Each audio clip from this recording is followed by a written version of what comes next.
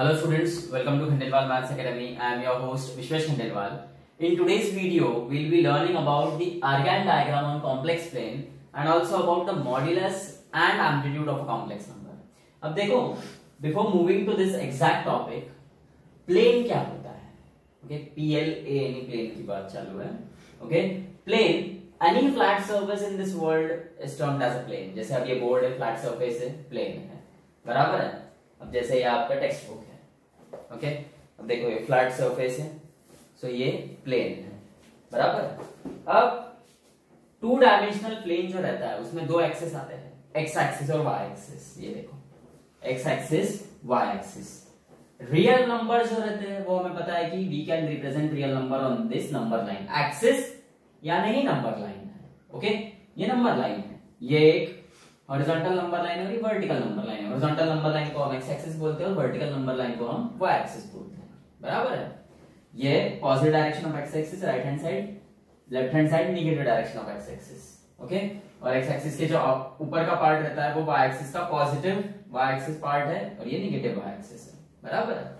अब देखो कोई भी रियल नंबर आप नंबर लाइन पे रिप्रेजेंट कर सकते हो. अब ऐसे कोई पॉइंट्स है जिनके दो कोऑर्डिनेट्स है, okay, x coordinate और y coordinate, that can be represented on this rectangular coordinate geometry system. इसको ग्राफ नहीं कहते, ग्राफ वो ग्राफ पेपर जो रहता है उसको ग्राफ बोलते हैं. ये जो चीज है this is rectangular coordinate geometry system, okay.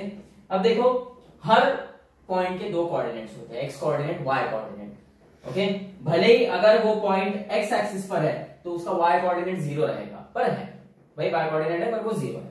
और अगर वो पॉइंट y एक्सिस पे रहा तो उसका x कोऑर्डिनेट 0 रहेगा, भले ही 0 है पर x कोऑर्डिनेट है. सो अब देखो अगर मैंने आपको बोला कि पॉइंट 2 - 3 रिप्रेजेंट करना है हमको ग्राफ पर, 2 - 3, सो 2 positive x axis -3 negative x axis, यहां वो पॉइंट आएगा कहीं 2 - 3, बराबर है. अब देखो अगर मैंने बोला कि -2 1 ये पॉइंट रिप्रेजेंट करना है तो ये देखो ये -2 1, बराबर है. सो अब आते हैं कॉम्प्लेक्स नंबर कैसे रिप्रेजेंट करना ग्राफ पर, क्योंकि कॉम्प्लेक्स नंबर में एक पार्ट रियल रहता है और एक पार्ट इमेजिनरी होता है. सो आर्गन डायग्राम क्या है, the way we represent a complex number on a graph is actually Argand diagram, बराबर है. This Argand diagram is named after the Swiss mathematician Jean Robert Argand, who devised this Argand diagram in 1806. 1806 में उन्होंने Argand diagram की कल्पना दी थी, बराबर है, कि इसने जीन रॉबर्ट अर्गैंड ने. अब देखो consider a complex number z is equal to x plus iy. ये कॉम्प्लेक्स नंबर है where x and y belongs to real numbers, ये आपको पता है, and I is under root of -1 where I square is -1, okay. अब the point pxy represent a complex number z is equal to x plus iy where x is the real part and it is represented on x axis. So x axis is called real axis. अब देखो जब हम अर्गैन diagram की बात कर रहे हैं तो यहां पर भी x एक्सिस और y एक्सिस है, पर यहां पर x एक्सिस को रियल एक्सिस कहलाएगा ये, ओके. ये x axis is termed as real axis. देखो this x axis is termed as real axis और x जो है वो आपका रियल पार्ट है उस गिवन कॉम्प्लेक्स नंबर का, और y जो है that is imaginary part. So y which is the imaginary part is represented on y axis. So y axis is called imaginary axis. y axis को हम imaginary axis बोलते हैं. So देखो difference कोई कुछ नहीं है इसमें, बस इतना है कि जब भी आप आर्गन डायग्राम ड्रॉ करोगे तो आपको ये दो टर्म्स लिखना है यहाँ पे, x एक्सिस को रियल एक्सिस और y एक्सिस को इमेजिनरी एक्सिस, बराबर है. अब फॉर एग्जांपल अगर आपको एक कॉम्प्लेक्स नंबर दिया रहा z is equal to 3 - 2i, z is equal to 3 - 2i, और ये रिप्रेजेंट करना है आपको आर्गन डायग्राम पे, तो सिंपल है, ये आपने x axis y axis draw किया, x एक्सिस को आपने रियल एक्सिस नाम दे दिया, y एक्सिस को इमेजिनरी एक्सिस नाम दे दिया, बराबर है.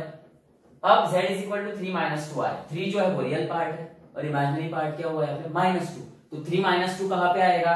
सब ध्यान दो अच्छे से, 3 x एक्सिस का और -2 y एक्सिस के लिए। ओके,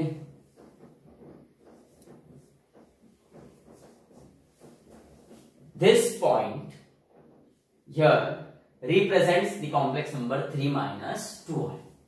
सिंपल है, जैसे आप रियल नंबर सिस्टम में करते थे वही करना है, बस यहां पर आपको y एक्सिस को इमेजिनरी एक्सिस नाम दे देना है और x एक्सिस को रियल एक्सिस नाम दे देना है, और कुछ भी अलग नहीं है। ओके, 3 - 2 है, बराबर है। So here this is represented like, ये देखो 3 जो है वो x से आएगा और -2 y एक्सिस से आएगा, बराबर है। इसको Z1 नाम दे देते हैं अभी हाल फिलहाल। सपोज एक और कॉम्प्लेक्स नंबर है, सिर्फ 4i। ओके, सिर्फ 4i है। So this is the imaginary part, यहाँ पे रियल पार्ट नहीं है। सो ये जो 4 है ये सिर्फ और सिर्फ यहाँ पे डिनोट होगा y एक्सिस पर। ओके, ये है आपका Z2, बराबर है। So this is how complex numbers are represented on the Argand diagram. यहाँ पे देखो, diagram which represents the complex number by a point in a plane. देखो ये पॉइंट इन अ प्लेन है with reference to the real and imaginary axis. ये real axis है और ये इमेजिनरी एक्सिस है। This diagram is called Argand diagram. Okay,